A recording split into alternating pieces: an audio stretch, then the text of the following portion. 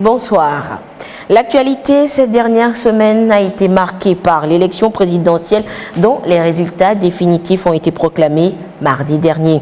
Et durant ce processus électoral, on aura remarqué l'implication de l'Église, voire même l'implication personnelle de certains leaders religieux. D'où la question ce soir dans ce débat, quelle est la relation entre religion et politique? Et pour en parler, nous sommes sur ce plateau ce soir avec professeur Essohanam Bachana. Il est enseignant-chercheur à l'Université de Lomé, maître de conférences en histoire contemporaine, directeur de la recherche et de l'innovation. Professeur Bachana, bonsoir. Bonsoir. Nous avons également Dr Kunchan Siangou. Il est manager à Paris, docteur en sciences de gestion et diplômé de l'Institut d'études politiques Sciences Po de Rennes. Docteur Siangou, bonsoir. Bonsoir. Et nous avons également professeur Kosivi Hunake, agrégé des facultés de droit à l'Université de Lomé, maître de conférences de droit public, directeur adjoint de la DAS, la direction des affaires académiques et scolaires, chargé des affaires académiques. Professeur Hunake, bonsoir. Bonsoir, madame. Alors, nous allons commencer très vite, mais professeur Bachana, disons qu'on va aller un peu peut-être dans l'histoire pour découvrir la relation qui existait entre la politique et la religion. Merci, madame, pour l'opportunité que vous nous offrez pour échanger cet après-midi autour d'un thème extrêmement important au regard de l'actualité politique. Et ce thème vient à juste titre, puisque vous l'avez dit dans votre mot introductif, relativement à l'actualité politique, il y a eu une incursion des hommes religieux dans le débat politique. Et la question qui est intéressante à poser, quel est le lien entre le politique et le religieux, vous l'aviez dit. Est-ce qu'on peut distinguer le politique et le religieux? Oui, puisque leurs domaines de compétences ne sont pas les mêmes. Mais sur le plan historique, on va se rendre compte que celui qui avait le pouvoir politique était investi par ce qu'on appelle d'inspiration religieuse. Et donc il y avait une sorte de confusion de rôle entre le détenteur du pouvoir politique et le détenteur du pouvoir religieux. Et c'est véritablement à partir de 1603 qu'un théoricien du nom de Robert Williams a commencé par estimer qu'il fallait distinguer véritablement le pouvoir religieux du pouvoir politique. Et à partir de ce moment-là, la notion de la laïcité de l'État va intervenir dans les pouvoirs publics. Et avec les théoriciens des Lumières, on va se rendre compte que, effectivement, lorsque vous avez le pouvoir politique et que vous avez le pouvoir religieux, il y a une sorte de confusion de rôles et qu'il fallait véritablement séparer les deux rôles. Celui qui a le pouvoir politique ne détient plus le pouvoir religieux et celui qui a le pouvoir religieux n'est plus détenteur du pouvoir politique. Mais qu'à cela le tienne, quelle a été la relation, la nature des relations que ces deux pouvoirs ont-ils entretenu, vu que même avec la séparation du pouvoir, on va se rendre compte que en Occident et particulièrement en France, les différents rois français qui étaient des rois d'émanation divine étaient investis par la papauté. Et donc, avec la Révolution française, cette séparation va être véritablement consacrée et c'est seulement, on va le dire ainsi, vers la fin du 19e siècle et au début du 20e siècle que cette séparation va être véritablement consacrée, c'est-à-dire le pouvoir religieux reste religieux et le pouvoir politique reste politique. Maintenant, le vrai problème, c'est que le pouvoir politique qui s'intéresse au bien-être des citoyens, le pouvoir religieux a, on va dire, le même corps sur lequel il travaille. Et le pouvoir religieux va travailler sur le bien-être spirituel de ces individus, c'est-à-dire les fidèles. Et donc, véritablement, l'homme étant esprit et corps, même quand on est politique, on est en même temps un homme religieux, et en sachant que l'homme religieux est un homme politique, et tout l'homme religieux est un être humain, et tout être humain est d'essence politique, et donc véritablement la démarcation entre le pouvoir politique et le pouvoir religieux n'est pas toujours facile à faire. Donc disons que la frontière est très fine. Elle est très mince. D'accord. Alors, professeur Mounaké, on peut peut-être demander juridiquement quelle est la relation entre le politique et le religieux.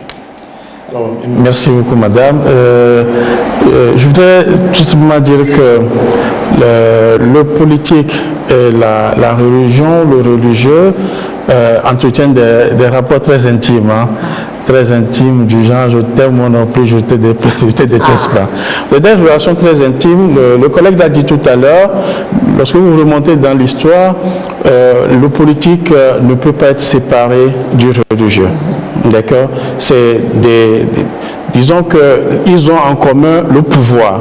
Quel que soit les cas, vous prenez le religieux, vous prenez le politique, il y a le pouvoir qui est également un élément qui les rassemble.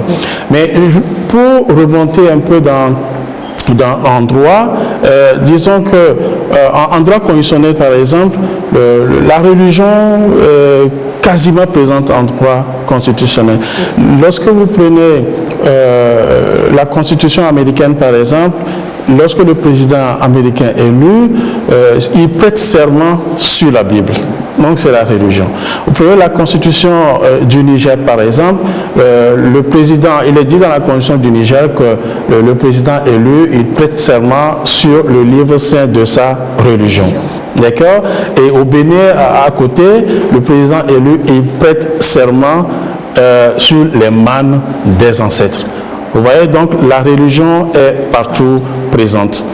Maintenant, la question principale, c'est que du fait de cette symbiose, cette relation presque, on peut dire incestueuse entre la religion et le politique, on tend parfois, et le collègue l'a dit tout à l'heure, on tend parfois à la politisation du religieux ou à la sacralisation du politique. Et donc, la question est là. Parce que, n'oublions pas que le religieux ou la religion et le politique entretiennent des relations de complicité. Il y a des moments où le pouvoir politique a besoin du pouvoir religieux pour s'imposer. Et il y a également un service du pouvoir religieux au pouvoir politique, en ce sens que la religion permet la pacification de la société. Alors, vous remontez dans l'histoire récente togolaise, la conférence nationale a été effectivement présidée par un religieux. Vous prenez l'Afrique du Sud, c'était Desmond Tutu. Vous prenez le Bénin, c'est Monseigneur de Souza. Donc, il y a toujours cette relation entre le pouvoir politique, entre le politique et le religieux. Et le problème, c'est où mettre le curseur pour éviter qu'il y ait politisation du religieux ou sacralisation du politique. D'accord. Durant ce débat, nous allons essayer sûrement de découvrir ensemble, disons, cette transition ou cette frontière entre les deux concepts. Alors, Docteur Siangou, vous êtes diplômé de Sciences Po, alors vous êtes dans le domaine politique, on va dire, mais selon vous, il existerait une relation entre la politique et la religion? Effectivement, il y a une relation, d'autant que quand on parle de religieux ou de politique, nous travaillons sur le même cas. En fait, les deux, je dirais, les deux organisations, les deux institutions travaillent sur le même corps. C'est le corps social. Et on constate clairement que le clergé dont il est question, c'est-à-dire le religieux, a pris un ascendant sur en fait le politique, parce que quand on parle du religieux, c'est quoi? C'est qui? C'est celui qui a la connaissance du livre, c'est celui qui a en fait le savoir. Et philosophiquement, ou je dirais de façon assez historique, mais de façon lointaine, le clergé, en fait, c'est celui-là qui s'oppose, en fait, au laïc. Et le clergé, lui, il a la connaissance, en fait, du livre, il a la connaissance de Dieu, et sa connaissance vient, en quelque sorte, du ciel. À côté, il y a le laïc, et ce laïc-là, il est celui-là qui travaille en même temps sur le temporel. Donc, néanmoins, les deux ont le même sens, c'est-à-dire c'est le sens du bien. Mais la particularité des deux, c'est que en travaillant sur le même champ, chacun a envie de bien faire et a envie d'avoir le pouvoir. Néanmoins, la séparation reste en fait difficile et poreuse, et la question que vous posez, ça pose d'emblée très facilement la question de est-ce qu'il y a une séparation, une distanciation? Est-ce qu'il y a en quelque sorte une fusion, une confusion? Est-ce qu'il y a une domination? Néanmoins, il est clair et net que il est très difficile, d'autant que les deux sont en fait sur le même champ, sur le même corps, qu'il n'y ait pas de conflit. Et c'est ce qui se passe aujourd'hui au Togo. Alors, professeur Badiana, dites-nous, alors, nous avons écouté un peu cette corrélation, on va dire, entre la religion et la politique, mais de quel sens donner maintenant à la laïcité de l'État face à cela? Non, c'est ce que je disais dans mon mot introductif. Les théoriciens de la laïcité ont estimé que, effectivement, l'État, qui est gouverné par les hommes, ne peut pas véritablement être dirigé sur les principes religieux, l'homme n'étant pas Dieu. Et les principes religieux ne pouvaient pas gouverner les hommes. On a trouvé des règles humaines pour gouverner les hommes. Parce que le religieux va prêcher pour l'au-delà, avec ce qu'il peut considérer comme le paradis céleste, alors que le paradis céleste n'est pas véritablement le paradis terrestre. Et le paradis terrestre est gouverné par les règles humaines. On a parlé de la connaissance du livre par rapport aux religieux.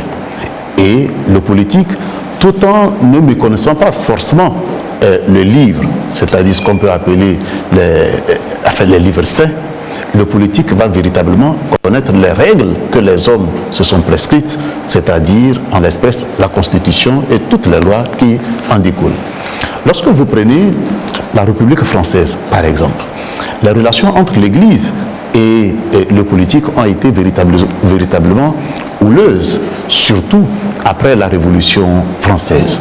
On va se rendre compte que la Révolution française, qui a été une révolution contre la monarchie était soutenue par le clergé, qui était constitué qui était le pilier fondamental du pouvoir politique. Et donc, lorsque la bourgeoisie va se mettre véritablement en place, pour qu'il y ait une sorte de distinction et que la bourgeoisie ait le pouvoir, vous êtes d'accord que celui qui avait le pouvoir politique, c'est-à-dire le monarque, soutenu par le clergé, vont jouer à la résistance. Et c'est cette résistance-là qui a conduit dans les relations françaises entre le pouvoir politique et le pouvoir religieux à des relations extrêmement difficiles. Ça n'a pas été forcément la même chose pour les autres pays, en Allemagne par exemple, où les relations ont été beaucoup plus amicales au regard de leur parcours et au regard de leur histoire, où sur le territoire allemand, il n'y avait pas véritablement une sorte de monarchie qui s'est implantée. La constitution du territoire allemand va commencer avec le Troisième Reich et avec donc les différentes idées émancipatrices qui vont naître. Et donc à partir de ce moment-là, lorsque nous prenons l'exemple de la France, les relations ont été houleuses. Et je le disais, c'est seulement à la fin du 19e siècle, au début du 20e siècle, que à travers une sorte de conquête progressive, le politique a réussi à se dissocier totalement du pouvoir religieux, d'autant plus que, même jusque-là, les différents rois français étaient, pour pouvoir avoir une sorte de légitimité, de légalité, étaient obligés d'être investis par le pape. Et à partir du moment où ils vont se soustraire de la papauté, ils vont se soustraire également d'un certain nombre de symboles et de principes religieux. Et c'est comme ça qu'en France, notamment en en 1905, il y a une loi qui va véritablement scinder le pouvoir politique du pouvoir religieux, et la législation va consacrer notamment la reconnaissance du divorce dans les mariages. La législation va reconnaître notamment que l'État ne soit plus l'institution qui forme le religieux.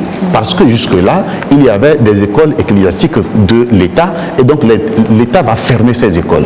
L'État aussi va se dire, parce que nous sommes devenus une république laïque, tout ce qu'il y a comme symbole religieux ne devrait pas apparaître dans les institutions étatiques. Ainsi, le crucifix, par exemple, va être arraché des salles de classe, va être arraché des différentes administrations pour les remplacer par les symboles plus étatiques. Et maintenant, lorsque on revient à l'espace togolais, la relation a été, et on va dire, amicale dans une certaine période, et on commençait par être houleuse à une certaine période. Parce que lorsque on prend l'espace togolais, que qu'il s'agisse de la période allemande ou la période d'après, les premières écoles qui ont été construites au Togo, en tout cas dans l'espace devenu togolais, sont des écoles confessionnelles. Et en 1912, par exemple, on dénombrait 34 écoles confessionnelles contre 3 écoles publiques officielles. Et donc, les élèves sortis de ces écoles confessionnelles, qui ont été formés dans l'esprit religieux, et dont certains sont devenus les responsables du clergé, ont entretenu des relations plus ou moins intimes avec le pouvoir politique, en sachant aussi que, et il faut le dire, on a dit tous concours au bien, mais il faut dire que sur le plan historique, le religieux n'a pas toujours joué un rôle positif dans l'éducation des hommes à la citoyenneté, parce que l'histoire montre que toutes les servitudes humaines ont été soutenues par l'Église. Et c'est aussi la contradiction qu'on va voir entre le principe religieux qui veut que l'esprit de l'homme soit un esprit saint et qu'on travaille pour son bien-être céleste, et que parfois on oublie son bien-être terrestre. Et son bien-être terrestre est du domaine du pouvoir politique. On pourra revenir sur les relations qui ont caractérisé l'Église et le pouvoir politique, particulièrement au Togo, et comprendre véritablement ce qui se passe aujourd'hui. Et parlons justement du Togo, professeur Mounaké. Nous allons rester toujours dans cette dynamique de la laïcité, mais de la laïcité de l'État. Mais dites-nous, au Togo, est-ce que, disons que la laïcité de l'État est remise en cause, vu, disons, l'actualité ces derniers temps? Il faut aller dans un premier temps à une explication du principe de laïcité. Le collègue l'a dit tout à l'heure, la naissance de l'État avec l'institution d'un roi ou bien d'un chef d'État, à un moment donné, a coïncidé avec la possession du pouvoir, mais le pouvoir était un pouvoir religieux. D'accord, le roi détenait son pouvoir de Dieu. D'accord, et il a fallu l'institutionnalisation du pouvoir, c'est-à-dire qu'on dépossède l'individu du pouvoir et que le pouvoir soit rattaché à l'État. Donc, à partir de ce moment, il y a une distinction, une différenciation du pouvoir politique de la personne, et vous avez alors en place un État, et l'État qui affirme sa laïcité.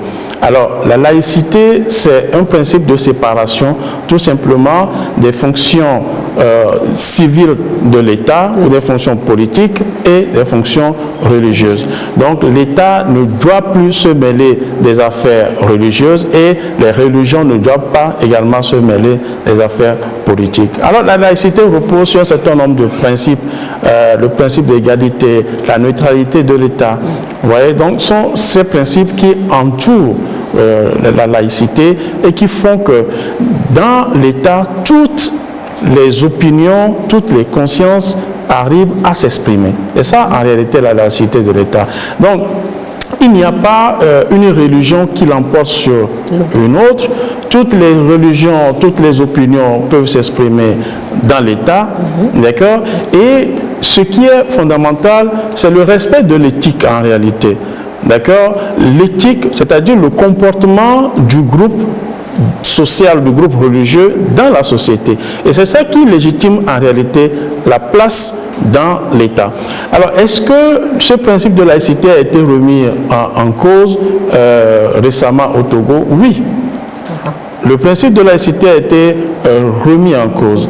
Alors, à quel niveau? D'abord, vous savez, lorsque vous êtes dans un État, il y a les emblèmes de l'État. Le drapeau, c'est un emblème de l'État. Et le drapeau n'appartient pas à une église, à une religion. Mais lorsque on remet le drapeau de l'État à un candidat dans une église, ça pose problème. Ça pose problème parce que le drapeau est national. Le drapeau n'appartient pas à une église ou à une dénomination religieuse. Voilà, ça c'est un. Deux, lorsque vous lisez les textes, vous lisez la Constitution par exemple, le principe de laïcité veut que les partis politiques ne s'identifient pas à des religions. L'article 7 de la Constitution le dit. Aucun parti politique ne peut s'identifier à une religion, à une région, à une ethnie. Et le principe est repris également par l'article 6 de la Charte des partis politiques. D'accord. Donc, de ce point de vue, deuxièmement, lorsque un évêque prend sur lui de choisir un candidat à une élection, que c'est une révélation divine, sous l'effet du Saint-Esprit, ça pose problème au regard du principe de la laïcité. Donc ça pose problème. Maintenant, troisième niveau, lorsque on est en campagne et que l'évêque fait campagne avec un candidat, ça pose également un problème. Donc le principe de laïcité a été violé à 3 points de vue lors de la campagne électorale ou bien dans le cadre de ce scrutin. D'accord. Alors, docteur Siangou, vous, à votre niveau, comment vous, vous analyserez, on va dire, la sortie de la conférence des évêques? Est-ce qu'on dira que la religion a un peu outrepassé ses prérogatives? Je pense que oui, la religion a outrepassé ses fonctions parce qu'on a eu une première étape qui est celle de la sortie de l'évêque Poudreau. Et donc, Monseigneur Poudreau a porté un candidat. Et en portant un candidat, on pouvait se limiter à l'idée que c'est, disons, un personnage de l'Église qui fait une démarche personnelle. Mais là, on arrive à un point où, effectivement, on a tous les responsables catholiques, de l'Église catholique, qui sortent et qui se positionnent non seulement du côté de Monseigneur Poudreau, qui est un de leurs confrères, mais en même temps du côté d'un candidat. Ça veut dire qu'il y a quand même un problème qui est posé. C'est que c'est toute l'Église catholique qui se trouve embarquée dans cette histoire. Or, là, la question qui est posée, est-ce que nous sommes dans un principe de laïcité au Togo ? Si nous sommes dans ce principe-là, je pense quand même que l'Église devrait se garder de pouvoir, de façon assez collégiale, se mobiliser autour d'un candidat. Alors, Monseigneur Poudreau, en parlant d'une révélation divine, moi je me pose la question, si lui, il investit un candidat au sein de l'Église, est-ce que l'Église reste un parti politique ? Non. Et à côté de ça, quid des catholiques qui ne sont pas en fait d'accord avec ce positionnement? Donc le principe de laïcité a été violé et l'Église embarquant en fait les responsables de l'Église catholique, embarquant toute l'Église dans cette situation, moi je me dis qu'il y a quand même un problème qui est posé et c'est le problème réel de la laïcité. Et il revient aux intellectuels, effectivement, de questionner ça et de se dire comment peut-on traiter la question de la laïcité au Togo. Et je pense que ce plateau aide effectivement à réfléchir sur la question et à voir en fait dans les autres pays comment les choses se sont passées pour qu'une église ne s'embarque pas comme ça dans cette affaire. François Bachin, vous voulez ajouter quelque chose? Non, je voudrais dire tout simplement que dans la démarche, il y a deux niveaux. Il y a deux niveaux. Il y a le niveau individuel qui, à la limite, pourrait être comprise. Pourrait être compris. C'est-à-dire, c'est un individu de l'Église qui prend une position politique et dont la position n'est pas celle de l'institution qu'il est supposé représenter. Même à ce niveau-là, lorsque on est responsable, à tout point de vue, qu'on soit responsable politique ou responsable religieux, lorsqu'on est dans cette posture, la posture de l'individu peut embarquer celle de l'institution. Et c'est d'ailleurs la raison pour laquelle, quel que soit le niveau de responsabilité, il me semble qu'il soit important, dans toute position partisane à prendre, de savoir que par rapport à sa position peut embarquer l'institution et pouvoir faire la différence entre l'individu et l'institution. Maintenant, là où on pourrait regretter, mais qu'on peut comprendre aussi, c'est que l'Église puisse prendre ouvertement position par rapport au processus. Mais je disais, on pourrait comprendre parce que c'est pas nouveau. C'est pas nouveau ici comme ailleurs. Mais maintenant, c'est la situation ou plutôt le moment de prise de position qui peut interroger. L'Église, dans son rôle de celui ou plutôt d'institution qui travaille pour le maintien de la cohésion nationale, peut être appelée avant le processus, n'est-ce pas, à sortir pour dire, écoutez, faites extrêmement attention de sorte que le tissu social ne soit pas plus fragilisé au sortir du scrutin. Mais il me semble que, sans faire un procès à qui que ce soit, que la sortie est le moment choisi pour sortir peut poser problème. Et professeur Menke, lorsque nous prenons justement la prise de position, que ce soit personnelle ou de l'église de Monseigneur Koudrou par exemple, est-ce que cela ne remet pas également en cause, disons, l'unité de l'église en elle-même? Parce que quand on prend l'église catholique, je suppose qu'il y a des fidèles d'un bord et de l'autre. Oui, effectivement, l'église c'est une unité sociale qui est traversée par différents courants politiques. D'accord? Et cette sortie, moi je pourrais la qualifier d'une entrée du loup dans la bergerie. C'est une véritable catastrophe, et étant entendu que l'Église doit jouer le rôle de socialisation, de pacification et de médiation. Mais le fait de prendre position de façon... de la manière dont ça a été fait, je pense que ça remet en cause le tissu social de l'Église. Vous voyez, donc c'est la coexistence même sociale au sein de l'Église qui est remise en cause à travers ces sorties. Et moi, ce qui dérange également, ce sont des prises de position qu'on pourrait qualifier de violentes. À savoir que la conférence des évêques du Togo demande que la vérité des unes soit rétablie. Je pense que ça pose problème. Et ça pose problème d'autant plus que la conférence des évêques du Togo n'a pas vocation à organiser les élections ni à se prononcer sur l'issue du vote. Donc, de ce point de vue, le tissu social au sein de l'Église est remis en cause, et au-delà, le fait même que dans la campagne électorale, on ait fait allégeance à un mouvement qui, selon le pouvoir politique, est un mouvement violent. Et je pense que ce sont des éléments qui ne vont pas dans le sens de cette pacification et du rôle de médiation dont l'Église doit être porteuse. Mais c'est une expérience que nous avons faite, et en ce qui me concerne en tant que juriste, il va falloir que les textes évoluent. Il va falloir que les textes évoluent pour qu'on puisse encadrer un certain nombre de comportements.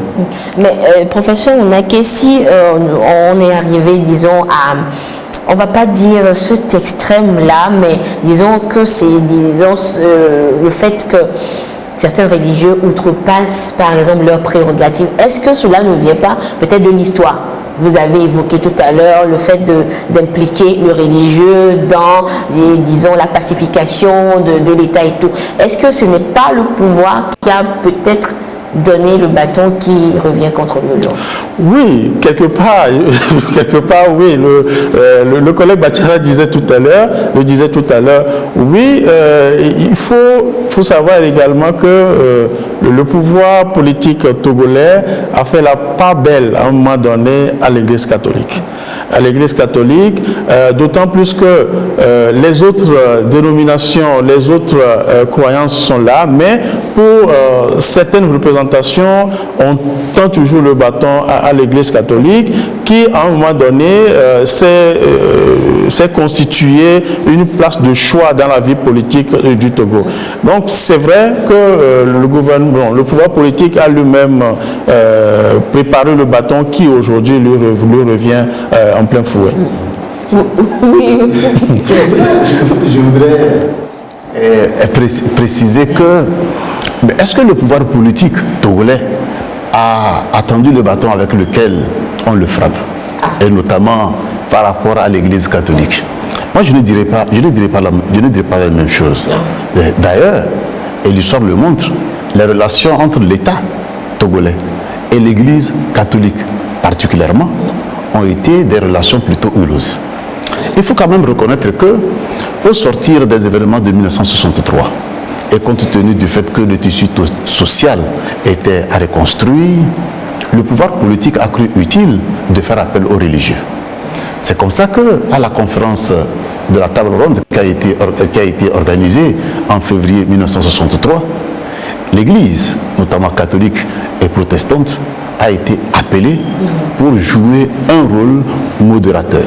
Mais très rapidement, les relations vont se compliquer entre l'Église catholique et le pouvoir politique, pour 3 raisons essentielles. La première raison, c'est ce que l'Église catholique a appelé, après 1974, le culte de la personnalité, c'est-à-dire dénoncer ce qu'elle appelait le culte de la personnalité. La deuxième raison qui a compliqué les relations entre l'Église catholique et l'État togolais, c'est à partir de 1974, le recours de l'authenticité culturelle, la politique de recours à l'authenticité culturelle, où l'une des variantes était l'abandon des prénoms dits importés, qui sont en réalité des prénoms chrétiens. Et puis, la troisième raison historique qui fonde la complexité des relations entre l'Église catholique et le pouvoir togolais, c'est notamment la question des martyrs. Et la question des martyrs et la célébration des martyrs, le 21 juin de chaque année.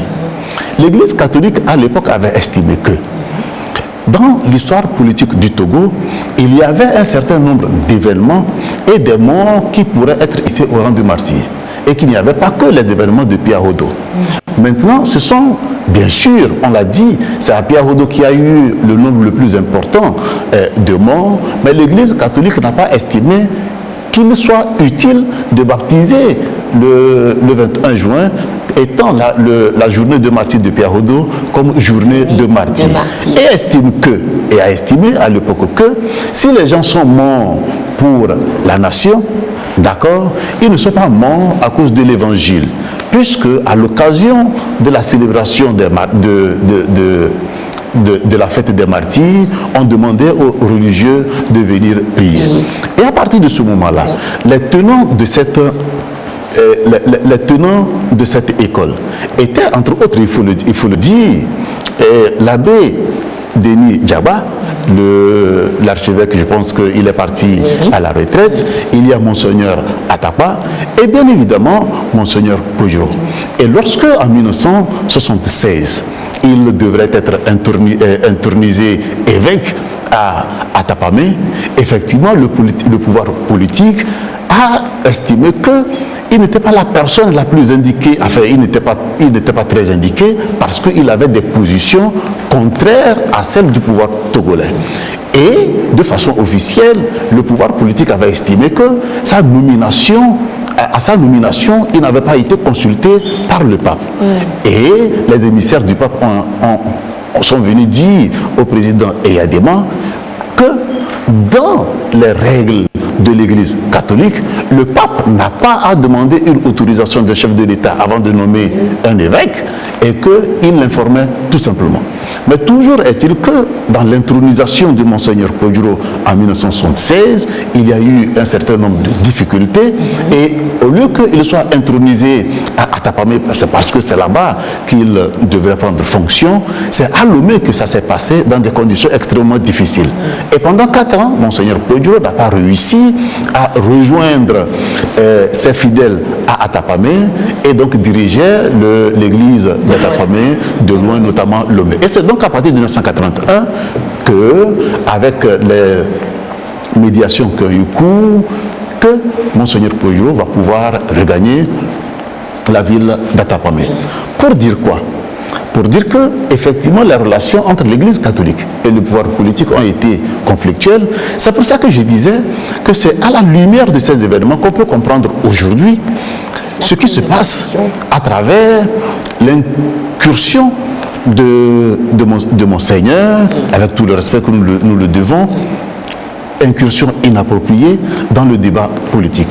Et il me semble que, et c'est là où le débat va être intéressant, que finalement, on sort purement du cadre religieux pour un certain règlement de compte personnel et malheureusement, parce qu'on a une certaine position sociale, les questions personnelles entachent celles des institutions. D'accord. Docteur Siangou, vous vouliez rebondir justement par rapport à ma question de savoir est-ce que ce n'est pas le bâton tendu qui revient? Oui, j'ai voulu intervenir pour dire simplement que effectivement le comportement d'une personne en fait d'un haut niveau au niveau de l'Église catholique peut quand même interroger, d'autant que Monseigneur Podjoro, de par ce que vient d'expliquer le professeur, a démontré que son parcours a pu effectivement influencer son positionnement. Ça, c'est un premier point. Le deuxième point, l'Église catholique, de par ce que nous avons aujourd'hui comme institution au Togo, c'est une Église quand même qui a essayé de créer, je dirais, au niveau de l'organisation, non seulement de l'État, mais aussi au niveau de l'organisation de la société au Togo, c'est une institution qui est suffisamment installée. Pourquoi? Parce que la majorité d'un certain nombre de responsables aujourd'hui ont fréquenté les écoles catholiques et il y a un attachement à l'Église catholique. Donc cet attachement-là, il ne faut pas le négliger. Néanmoins, l'Église catholique, c'est une Église aussi qui ne manque pas d'influence. Parce que le pape, avec toute sa structuration, Rome, avec tout ce qu'elle a mis comme organisation, ça permet effectivement d'avoir un certain nombre d'influences. Au niveau du Togo, il ne faut pas quand même négliger que cette Église catholique, ayant formé un nombre important de responsables, ça permet aussi de comprendre sa structuration et bien sûr de pouvoir, dès lors qu'il y a une situation, pouvoir se tourner vers elle. La conférence nationale souveraine, si nous revenons à ça, il y a eu l'organisation de la conférence nationale. Monseigneur Podjoro était effectivement avec un autre évêque et il revenait aussi aux responsables politiques parce que Monseigneur Podjoro est devenu un personnage assez important dans la politique togolaise, tout simplement parce qu'il a aussi dirigé cette conférence nationale souveraine. Et il revenait, on parle là de l'État, mais il faut aussi parler des responsables politiques. Il revenait que chacun de nous comprenne quelle est lui son attitude de défiance par rapport à l'État pour aussi opter pour un choix qui soit un choix adéquat. Donc, au-delà du positionnement de l'État qui donne un bâton pour se faire battre, je ne pense pas, c'est qu'il y a aussi besoin, quand il y a besoin de de mettre en fait un personnage ou une personne religieuse ou politique dans une certaine responsabilité. Il est besoin que le choix soit en fait fait à la lumière aussi de son parcours. Donc c'est important qu'on ait cet élément-là de lecture. Je voulais faire une précision par rapport aux positions de mes collègues. Que je partage, mais avec nuance. Avec un peu de nuance. C'est vrai qu'il y a eu pendant longtemps un divorce entre les deux, mais est-ce qu'il n'y a pas entre-temps réconciliation? Voilà, c'est dans ce sens-là que moi je vois la chose. Est-ce qu'il n'y a pas eu entre-temps réconciliation? Lorsque vous prenez les églises d'une façon générale, il faut savoir que certaines églises, pendant certains moments, étaient interdites au Togo. Certaines églises étaient interdites au Togo et c'est avec la démocratie que certaines églises ont pu s'installer. Or, pendant ce moment, l'église catholique était en bonne place. Ensuite, lorsqu'il faut une représentation d'une personnalité religieuse dans une manifestation officielle, souvent l'église catholique était en bonne place. Et vous avez parlé tout à l'heure de la conférence nationale. Est-ce que celui qui devait présider cette conférence n'aurait pas été d'une autre religion? Voilà. Et il y a également un autre aspect, c'est la CVJR. Et la CVJR. Et moi, je pense que le comportement de certains évêques pourrait se comprendre au regard des suites un peu mitigées de la CVJR, de la conférence nationale souveraine. Donc, il y a eu à un moment donné une réconciliation, selon moi, et cette réconciliation peut-être a mal tourné dans ses résultats. Et selon vous, professeur Mouna, que cette sortie de Monseigneur Koudjo serait une sortie, on va dire, personnelle ou de l'Église? Alors, le collègue Bachana a dit tout à l'heure, au début, on aurait pu comprendre une sortie personnelle. Mais lorsque la conférence des évêques du Togo s'est ralliée à la position de Monseigneur Koudjo, là, c'est une sortie de l'Église. D'accord. Alors, professeur Bachana, au vu de tout ce que nous venons de dire, alors, est-ce qu'on pourrait envisager une sorte de séparation entre le politique et le religieux? Pour qu'il n'y ait pas, disons, amalgame, on va dire. Non, je le disais tantôt, la séparation est difficile. La séparation est difficile. Et l'homme politique est un religieux. Et je l'ai dit, le religieux a des orientations politiques. Maintenant, ce qu'il faut souhaiter véritablement, en ne faisant pas la morale non plus, c'est que chacun puisse rester dans son rôle. C'est-à-dire que le pouvoir politique ne tente pas véritablement de politiser l'Église et que l'Église ne cherche pas à influencer le politique. Et comment cela peut se faire? C'est là où, au-delà des tests dont il a parlé et qu'il faut que la loi puisse évoluer, il faut appeler à la responsabilité de ceux qui incarnent ces institutions. Et je le disais tantôt, c'est extrêmement important. Parce que lorsque vous êtes représentant d'une institution, vous ne devez plus être un citoyen ordinaire. Parce que ce que vous dites engage l'institution. Et c'est pour ça que dans cette prise de position, il me semble qu'il aurait fallu une sorte de mesure. Et puis ce qui caractérise en réalité l'Église, et notamment l'Église catholique, c'est ce qu'on appelle la diplomatie de couloir. Et cette diplomatie de couloir, l'Église catholique sait bien le faire. Et il me semble, là aussi, qu'elle aurait pu emprunter cette piste-là, que le résultat aurait pu être beaucoup plus concluant que cette sortie, on va dire, regrettable. Docteur Siangou, on pourrait envisager, le professeur Bachana l'a dit, qu'on ne peut pas séparer le politique du religieux. Ouais. Moi, je pense qu'il est absolument important de reconnaître que chacun a une sphère qui lui est propre. D'abord, il y a le religieux se situe sur l'intemporel, le spirituel, et le politique sur ce qui est temporel et sur ce qui est de l'ordre des décisions de l'État. Dès lors que ces principes philosophiques sont posés, il est demandé quand même aux religieux de comprendre que le pouvoir qu'a le politique est un pouvoir qui est sorti des urnes, donc du peuple. Et la morale, moi je préfère effectivement qu'on reste sur le plan éthique et qu'on parle du bien agir plutôt que de rester dans des principes moraux. Et les religieux, en France par exemple, on a vu avec la laïcité permet donc une tolérance de toutes les religions, mais une séparation nette entre ce qui est du pouvoir religieux et du pouvoir politique. Donc, comment ça peut se faire? C'est que un homme religieux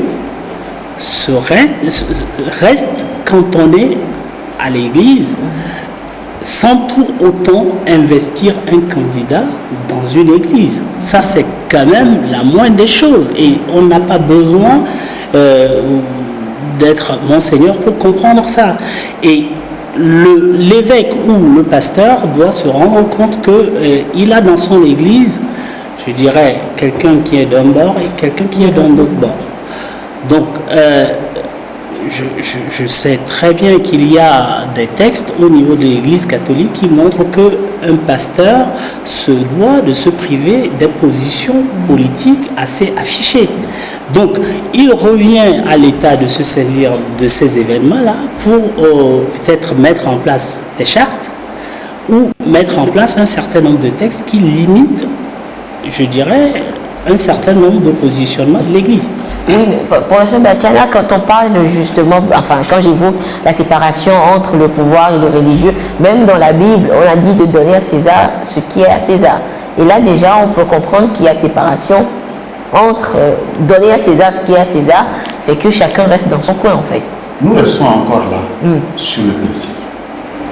Et tant que ce sont les hommes qui animent ces institutions, les principes ne sont pas toujours forcément respectés. Et puis, je continue par dire que la séparation est difficile. Même si on proclame la laïcité de l'État, mais l'État ne peut pas non plus fermer les yeux relativement à un certain nombre de déviances qui vont avoir lieu dans les églises, parce que la paix sociale est de sa responsabilité. On a vu ce débat-là en France, avec la montée de ce qu'on pourrait appeler l'extrémisme religieux et l'engagement que l'État prend pour accompagner dans la formation des pasteurs, pour accompagner dans la formation des religieux, de sorte que leurs prêches ne soient pas des prêches qui pourraient contribuer à une déchirure du tissu social. Donc pour dire que même s'il y a les principes, même s'il y a les règles, ce qu'on va souhaiter, c'est que les hommes qui animent ces institutions puissent prendre la mesure de la responsabilité qui est le leur et que, sur le principe, chacun fasse l'effort de rester dans son cadre. D'accord. Et professeur Mounaké, justement, parlant de cette vision-là, comment faire évoluer justement les textes pour arriver à cela? Alors, j'ai dit tout à l'heure qu'il y a eu beaucoup de déviances. L'élection présidentielle du 22 février 2020 a révélé beaucoup de limites dans nos textes au regard d'un certain nombre de comportements. Alors, lorsque vous prenez le code électoral même, il me semble que c'est l'article 150 qui parle de la candidature, donc dit que l'investiture doit être faite par le candidat, par le parti politique auquel appartient le candidat, ou bien si c'est un candidat indépendant, donc il déclare sa candidature. Donc ça veut dire qu'on ne peut pas investir un candidat à l'église, ou ce n'est pas à un évêque d'investir un candidat pour le compte d'une élection. Alors, si ça a été fait, il me semble que de ce point de vue, le code électoral doit évoluer pour interdire ce genre de comportement. Également, il me semble également qu'on doit légiférer sur les emblèmes de l'État. Les emblèmes de l'État, quelles sont les situations dans lesquelles les emblèmes doivent être utilisés. Parce que, à ce que je sache, c'est une autorité qui est revêtue de la légitimité politique et non d'une légitimité religieuse qui peut utiliser les emblèmes de l'État. Mais nous avons vu ce qui s'est passé. Il faut que nos tests évoluent pour que chacun puisse rester dans son rôle. Mais relativement à la séparation, le collègue l'a dit tout à l'heure, la séparation est difficile. Elle est difficile. Voire impossible. Non, elle n'est pas impossible. La séparation n'est pas impossible, elle est difficile. Vous savez, c'est parce que aujourd'hui, il y a, on peut dire, un clash entre le pouvoir politique et le religieux que ces problèmes apparaissent. Sinon, c'est une situation de complicité et d'interdépendance qui existe entre le politique et le religieux. Alors, même prenez tous les pays les plus développés au monde, le pouvoir religieux intervient toujours en politique, mais ce n'est pas de façon ostensible. Ce n'est pas de façon ostensible. Le religieux ne peut pas prendre parti dans une lutte politique. Il a une obligation de réserve. Il a une obligation de réserve qui le limite forcément dans ses agirs. Et donc, la façon dont ça a été fait au Togo nous oblige à faire évoluer les textes, comme je l'ai dit tantôt, pour que chacun puisse rester dans son rôle, même si on sait que la frontière n'est pas hermétique. Et professeur Mounaki, est-ce que, disons qu'il y a un rôle qui incomberait aux citoyens eux-mêmes dans cette, on va dire, dans cette quête-là? Alors, j'ai dit tout à l'heure, le loup est entré dans la bergerie, d'accord? Les citoyens, en réalité, l'Église a également le rôle d'éducation à la citoyenneté, d'accord? Alors, si ce rôle est assumé, le citoyen, à un moment donné, même si le loup est entré dans la bergerie, il sait comment se comporter. Il sait comment se comporter. Et moi, je voudrais peut-être inviter ici certains versets bibliques, hein, d'accord? Et là, on se rend compte que la Bible elle-même, je ne vais pas enseigner la Bible aux évêques, mais la Bible elle-même a résolu un certain nombre de problèmes. Lorsque vous prenez Romains 13, verset 1, qui dit que toute personne soit soumise aux autorités supérieures. Car il n'y a point d'autorité qui ne vienne de Dieu. Et les autorités qui existent ont été instituées de Dieu. C'est pourquoi celui qui s'oppose à l'autorité résiste à l'ordre que Dieu a établi. Et ceux qui résistent attireront une condamnation sur eux-mêmes. Ça, c'est Dieu qui le dit, c'est pas moi. Et c'est les prêtres eux-mêmes qui nous ont enseigné. Je voudrais également convoquer ici un autre verset, 1 Pierre 2, 13 à 17, mais je vais m'arrêter au verset 13. Soyez soumis à cause du Seigneur à toute autorité établie par les hommes, soit au roi comme souverain. Ce sont les prêtres qui nous l'ont enseigné. Et donc, cela... On va dire que les prêtres ont quelque peu oublié cette partie. Non, ils n'ont pas oublié. Il me semble que c'est les prises de position politique qui a dévié. Donc, une fois que nous avions appris tous ces versets, l'Église a joué son rôle de fabricateur de conscience et d'éducation. Le citoyen, il sait à quoi s'en tenir, puisque la Bible elle-même dit « Soyez soumis aux autorités établies par les hommes ». D'accord. Merci beaucoup, professeur Mounaki. Monsieur Siangou, vous voulez ajouter quelque chose? Moi, ce que je voulais dire, c'est que l'acte composé, en fait, les évêques, montre combien il y a aussi quelque part une forme de discrimination, parce qu'au Togo, on n'a pas que des chrétiens, on n'a pas que l'Église catholique. Ce qu'ils n'ont pas compris, c'est que quid des musulmans qui sont au Togo. Quand on investit un candidat au sein d'une église, ça pose vraiment la question de savoir est-ce que le Togo est un pays uniquement, exclusivement catholique. Ça, c'est un premier point. Le deuxième point, c'est que la question de la morale et de la conscience est posée, d'autant que là, qu'une église ou que l'église catholique se lève pour dire nous avons un candidat et que les élections ont été, en fait, je dirais, n'ont pas été... que la vérité des urnes n'a pas été... voilà, que c'est pas la vérité des urnes. Je me pose la question réellement sur quelle base ils fondent en fait leur argument. Et ça pose aussi la question véritablement de la morale et de la vérité au niveau de l'Église catholique, parce qu'ils n'ont sorti aucune preuve et là ils avancent un certain nombre d'arguments et ils se mettent contre des institutions de la République et se positionnant dans une forme de morale qui n'existe pas. Ils parlent de tempête, ils parlent de péril, et là quand on voit en face ce qui se passe au sein dans le pays, on se rend compte qu'il y a aussi une fabrication de mensonges, et c'est là aussi la question de la morale qui est posée concernant l'Église. D'accord. Professeur Batiana, le rôle qui reviendrait aux fidèles, enfin pas aux croyants, mais aux citoyens eux-mêmes, de faire la part des choses. Sur le principe, la troupe est conduite par le berger. Et voilà que c'est le berger qui dévie. On peut craindre au niveau de l'Église que les fidèles ne cohabitent plus de façon harmonieuse. Maintenant, c'est ce qu'on peut craindre.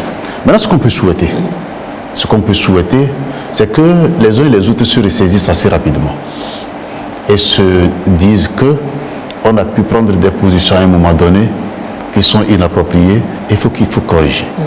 Et je pense que les citoyens et les fidèles qui constituent les citoyens de ces différentes églises-là pourraient aussi contribuer à recadrer le clergé. Et c'est extrêmement important. Sinon, si on laisse la chose telle qu'elle aujourd'hui, on peut se dire, sans risque de se tromper, que même dans les églises, même au moment de la pêche, que certains fidèles ne voient pas le prêtre comme véritablement un meneur d'hommes impartial qui veut les conduire vers le paradis céleste, et qu'il a d'autres préoccupations qu'il règle. Et c'est ça qu'il faut éviter véritablement pour le citoyen. Et ça, je l'espère, si les églises n'ont pas suffisamment joué ce rôle ou n'ont pas compris qu'il faut jouer véritablement ce rôle, vivement que l'école le fasse. Et ça, c'est l'enseignant-chercheur qui le dit. Oui, pour ça, vous voulez ajouter quelque chose? Oui, je pense que le collègue a effectivement raison. Et il faut que dans les grandes universités ou dans les universités, on peut jouer ce rôle. Mais je voudrais également faire une précision par rapport à la sortie des évêques. Alors, là, on quitte la politisation du religieux pour aller vers la spiritualisation du politique ou la sacralisation du politique. Alors, lorsque vous dites à un candidat que son choix vient d'une inspiration du Saint-Esprit, une inspiration divine, je pense que c'est un véritable danger. C'est un véritable danger. Est-ce que c'est ça qui a fait que le candidat perdant continue toujours pas s'accrocher? Parce que si c'est un croyant, un chrétien, il croit à la volonté de Dieu, alors il persistera, il va signer que lui, c'est lui qui a gagné parce que son investiture vient de Dieu. Et là, ça pose un véritable problème, c'est un danger pour la République et il faut qu'on fasse un effort pour quitter cet aspect du problème. Deuxième aspect, alors c'est peut-être une petite provocation. Alors, celui qui vient au pouvoir par une inspiration divine, est-ce que cette personne pourra quitter le pouvoir sans l'inspiration divine? La question reste posée. C'est une petite provocation. D'accord. Alors, chers invités, nous sommes arrivés à la fin de ce débat. Ces échanges qui nous ont permis de découvrir justement la relation ou la corrélation entre religion et politique. Mais avant de vous laisser repartir, chers invités, nous allons faire le traditionnel tour de table. Professeur Mounaké, vous avez déjà la parole, vous la gardez. Alors, si vous avez, disons, une sorte de récapitulatif, de résumé de tout ce que nous avons dit ce soir. Alors, pour dire que le lien entre le politique et la religion, c'est un lien qui a existé depuis, même dans nos traditions, les rois, les chefs, lorsqu'on veut les introniser, il y a toujours le maître spirituel, le charlatan qui est là. Donc, il y a cette relation un peu incestueuse entre la religion et la politique qui ne date pas d'aujourd'hui. Et le problème, c'est comment faire pour que la balance ne penche pas trop du côté du politique, pas trop du côté du religieux, pour qu'on soit à un niveau de curseur, juste milieu, pour que chacun puisse rester dans son rôle. Voilà, donc c'est ça le vrai challenge. Les tests peuvent jouer un rôle, d'accord? Les tests peuvent jouer un rôle, mais les hommes étant ce qu'ils sont, si les hommes ne respectent pas les principes, les tests ne peuvent rien. Non. Merci beaucoup, professeur Mounaké. Je rappelle donc que vous êtes agrégé des facultés de droit, maître de conférence de droit public, directeur adjoint de la DAS, la direction des affaires académiques et scolaires, chargé des affaires académiques et tout cela à l'université de Lomé. Alors, docteur Siangou, votre mot de fin par rapport à tout ce que nous avons dit ce soir?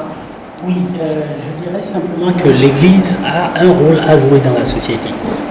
Et néanmoins, il serait intéressant qu'elle laisse le politique conduire en fait les hommes du point de vue de l'État. Donc les deux sont complémentaires, ils ne doivent pas être conflictuels. D'accord. Merci beaucoup, docteur Siangou, manager à Paris, diplômé de l'Institut d'études politiques Sciences Po de Reims. Et professeur Bachana? Je voudrais rappeler tout simplement que l'Église est connue pour sa médiation. L'Église est connue pour ce que nous appelons la diplomatie de couloir. Et cette diplomatie de couloir est une diplomatie préventive. Et l'Église sait bien le faire, et il me semble que si elle veut continuer par jouer un rôle important pour la cohésion sociale, et on peut lui demander de jouer ce rôle, et il n'y a pas de raison qu'elle ne joue pas ce rôle, il faut qu'elle continue par mener cette diplomatie de couloir qui est préventive, que de s'atteler à des sorties qui peuvent être dangereuses. D'accord. Merci beaucoup, professeur Essor Anambachana, enseignant-chercheur à l'Université de Lomé, maître de conférences en histoire contemporaine et directeur de la recherche et de l'innovation. Merci, chers invités, d'être passés sur ce plateau, nous faire découvrir un peu plus la relation entre le politique et les religieux. Merci, chers téléspectateurs, de nous avoir suivis ce soir. Notre rendez-vous est pris pour vendredi prochain pour un autre thème au cœur de la nation. Bonsoir.